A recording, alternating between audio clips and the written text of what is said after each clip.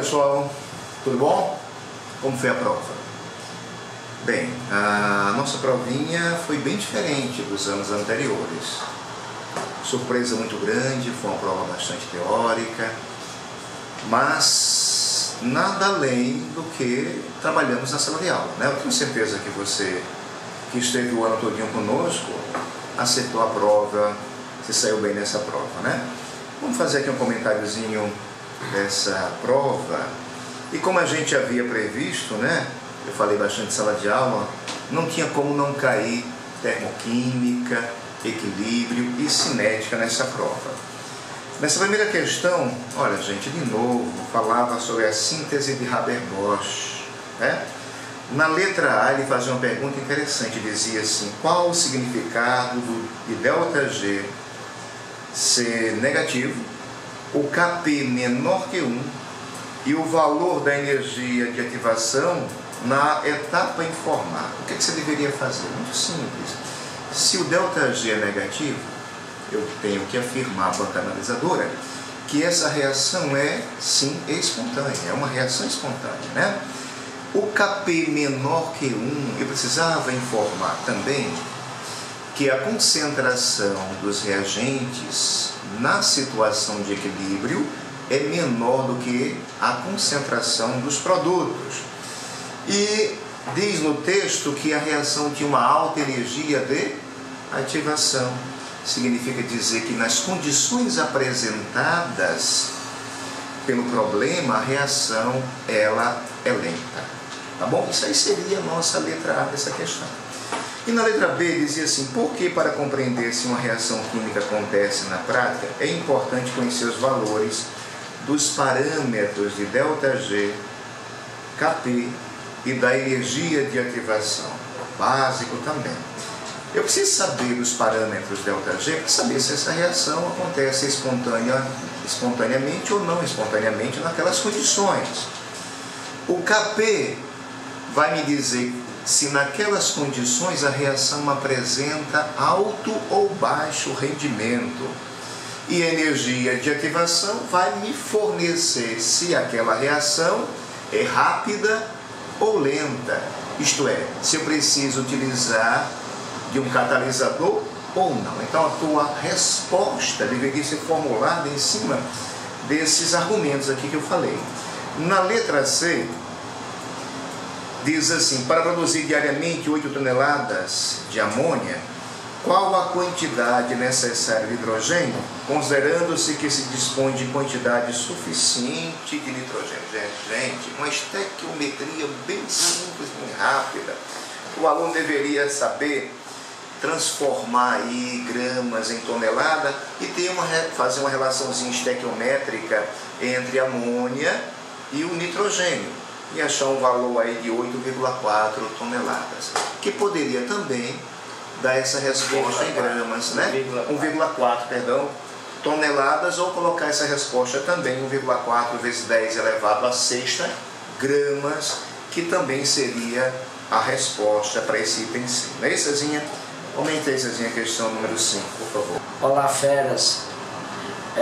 Falando sobre um pouquinho aqui de química, né? Questão 2, a gente vai encontrar a questão 2 falando sobre o vidro. Nessa questão 2, a gente tem a letra A perguntando assim: identifique na obtenção do vidro um processo que não é considerado um processo químico, justifique sua resposta.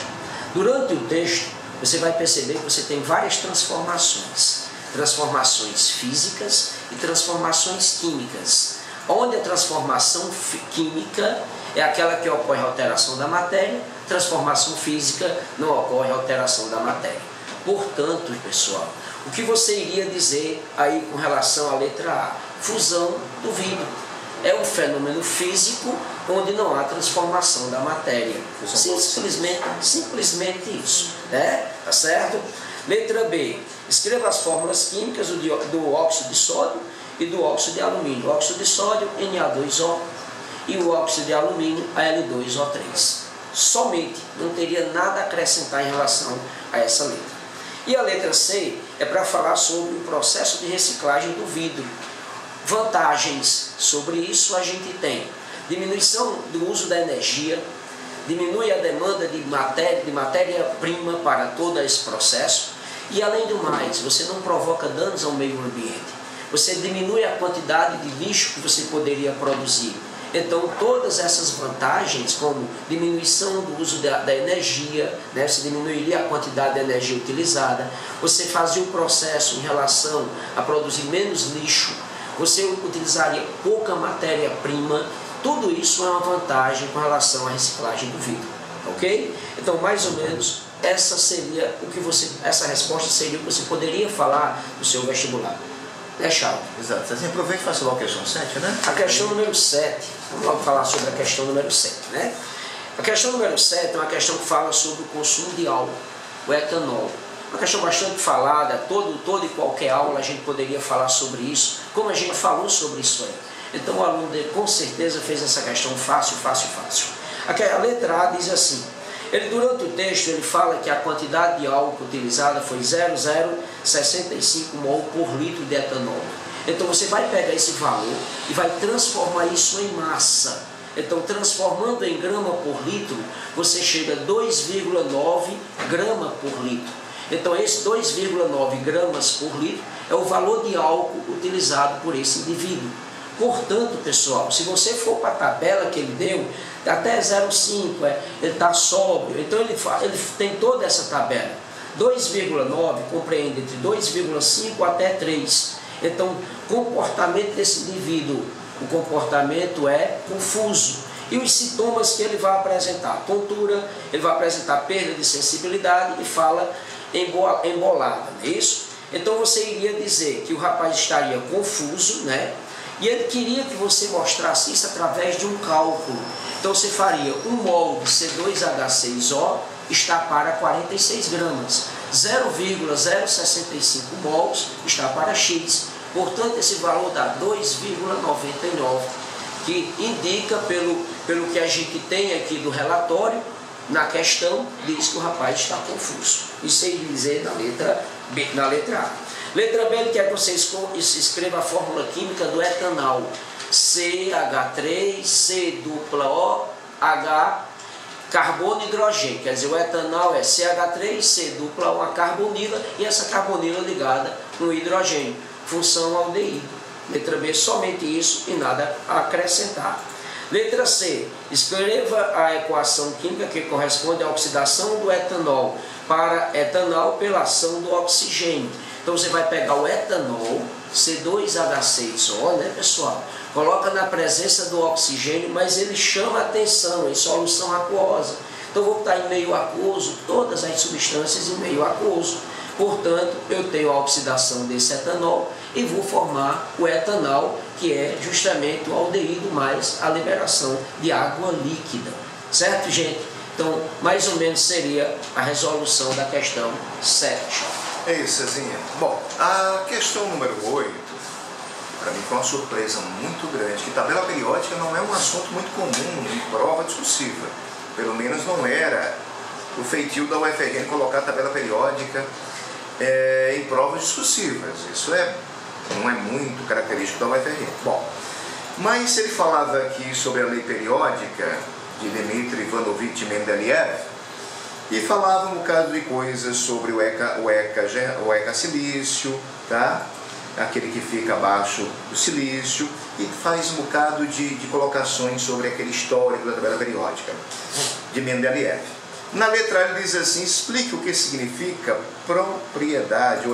periodicidade no agrupamento dos elementos da tabela periódica. Gente, periodicidade é uma coisa que se repete a cada período, é uma propriedade que se repete a cada período com o aumento do número atômico. Bastaria colocar isso, morreu a questão. É a propriedade que se repete a cada período com o aumento do número atômico. Na letra B, como se explica o fato de Mendeleev poder prever as propriedades de um elemento desconhecido na sua época? O que fazia Mendeleev? Colocava os elementos em ordem crescente de pesos atômicos ou massas atômicas, aqui chamado de peso, de forma que numa mesma coluna ficavam elementos com propriedades químicas semelhantes. Por isso que o elemento de baixo tem propriedades químicas semelhantes ao elemento de cima. Então isso era previsto, era como Mendeleev previa, tá? O elemento desconhecido, as suas propriedades. E na letra C, foi uma coisa muito simples, represente a distribuição eletrônica por níveis e subníveis para o elemento cloro. Cloro tem número atômico 17, lá na tabela periódica você faria 1s2, 2s2, 2p6, 3s2, 3p5. Morreu a questão, fazia muito tempo que não caía, volto a repetir, tabela periódica e distribuição eletrônica na UFRN, tá? Principalmente na discussível. Na discussível, isso não é comum da UFRN. Bom, mas a prova em base geral, em análise geral, foi uma prova fácil, mas muito teórica, por isso que eu acredito que é uma prova muito escorregadia, o aluno teve que ter muita atenção para resolver, ok? Boa sorte a todos, um beijo no coração, muita paz e nos veremos no dia do resultado, ok? Valeu, pessoal.